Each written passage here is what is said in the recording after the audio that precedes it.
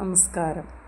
ഇന്നേക്ക് 5000 വർഷങ്ങൾക്ക് മുമ്പ് ഈജിപ്തിലെ പിരമിഡുകൾ ഉയരുന്നതിനും ബാബിലോണിയൻ സംസ്കാരം ജനിക്കുന്നതിനും മുമ്പ് നമ്മുടെ ഭാരതത്തിൻ്റെ മണ്ണിൽ ഒരത്ഭുതം സംഭവിച്ചിരുന്നു.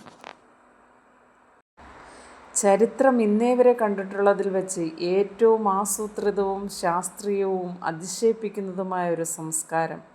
അതായിരുന്നു സിന്ധു നദീതട സംസ്കാരം അഥവാ ഹാരപ്പൻ സംസ്കാരം. ലണ്ടനിലും പാരീസിലുമൊക്കെ 18-ാം നൂറ്റാണ്ടിൽ വന്ന മോഡേൺ ഫ്ലഷ് ടോയ്ലറ്റുകളുടെ ആദ്യ രൂപം ഇന്നേക്ക് 5000 വർഷങ്ങൾക്ക് മുമ്പ് ഹാരപ്പയിലെ സാധാരണക്കാരൻ്റെ വീട്ടിലുണ്ടായിരുന്നുവെന്ന് ഓരോ ഇന്ത്യക്കാരനും വിശ്വസിക്കാനാവുമോ? മിക്ക വീടുകളിലും പ്രത്യേകം ടോയ്ലറ്റുകളും കുളിമുറികളും ഉണ്ടായിരുന്നു. മൺപാത്രങ്ങളിൽ വെള്ളം കരുതി ഉപയോഗിച്ച ശേഷം കളിമൺ പൈപ്പുകൾ വഴി അവ പുറത്തെ പ്രധാന ഡ്രെയിനേജിലേക്ക് ഒഴുക്കിക്കളയുന്ന സംവിധാനമാണ് ഉണ്ടായിരുന്നത്.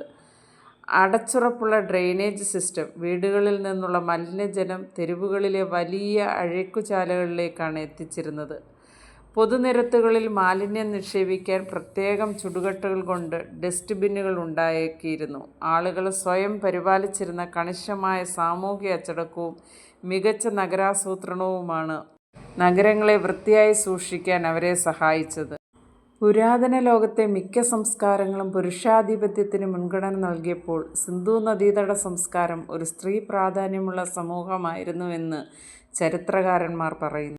5000 വർഷങ്ങൾക്ക് മുമ്പ് അവർ മണ്ണിൽ നിർമ്മിച്ച ആ വലിയ നഗരങ്ങൾ ഇന്ന് വെറും അവശിഷ്ടങ്ങളാണ്. പക്ഷേ അവർ ജീവിച്ചു തീർത്ത ആ അത്ഭുത ജീവിതം ഇന്നും ഇന്ത്യൻ ചരിത്രത്തിൻ്റെ ഏറ്റവും വലിയ അഭിമാനമായി നിലകൊള്ളുന്നു.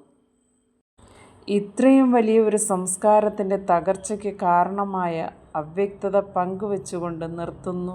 ജയ് ഹിന്ദ്.